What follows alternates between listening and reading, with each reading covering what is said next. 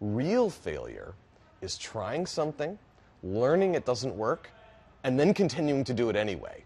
That's my definition of failure. One of the reasons that we don't talk to the press more is because I'm concerned that it comes off not as a genuine attempt to have a conversation, but as some kind of arrogance on our part that we think we can solve the world's problems. We say, how could we make things not just a little better, but a lot better for a lot of people? Maybe we won't succeed, but let's aspire to that. And you get a lot of people want to work here. Yes.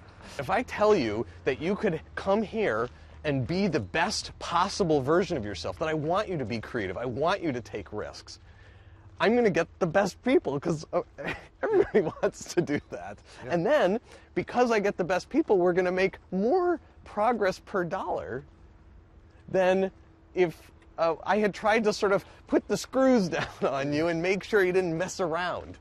I'm asking them to be responsibly irresponsible. I'm asking for each of the projects that we're working on, for each of the groups to explore, to take risks, to run experiments, to learn from those things and then repeat. And doing that really productively is uncomfortable. Wearing a tie, I value you at our organization, Bob. It's not like that. The hierarchy is almost non-existent. I spend most of my time trying to be a coach. It's like being president of the world in a way, that you get to you get to pick the world's problem. You know, what problem are we going to solve today or try to solve? Well, that's what I was saying. That picking the problem is actually a lot of what's hard about it. So, what problem would you pick? We worry about this all the time, that we're not picking the right problems. You said TV, and that's a good one. Well, that's not the one I would pick. Okay. If you know, that's the one I would pick for my job. But you know, you'd pick the ones, you know, water in the world. I mean, that's what Bill Gates is doing, isn't it? Water. You know, yeah. Getting people fresh and clean water. Right. So it turns out that clean water, the generation of clean water, is a not totally solved, but a relatively solved problem. It's actually the corruption problem. I think being afraid to fail is almost a guarantee of a glass ceiling on the success that can be achieved.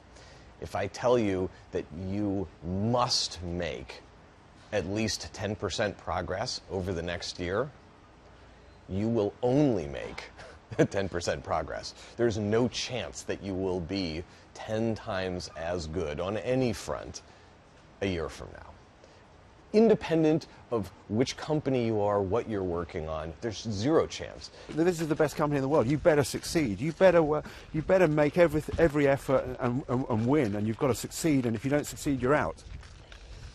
Yeah, I suppose that's how they could run it, but that's not what they do. It's not what they're good at, honestly.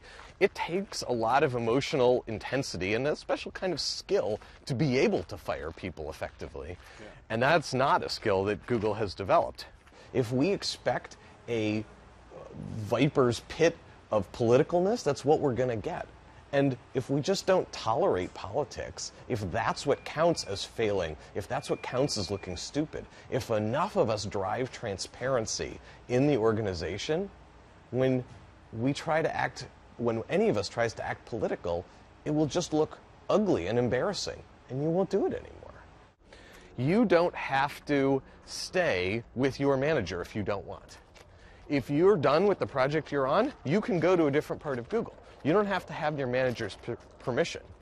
The result of this is that if your manager is an asshole, not only will you leave, but everyone will leave. And you know what? That guy is going to find himself having been voted off the island by his own people. In a very sort of bottoms-up, very soft power kind of way, people who aren't friendly, who aren't good managers, get voted off the island. If you feel stupid, if I make you feel stupid because you tried something new and it didn't work out, you're never going to try something new again. But if I create a culture, if we can create a culture together where you feel stupid because you haven't tried something new this week, you're going to try something new every week.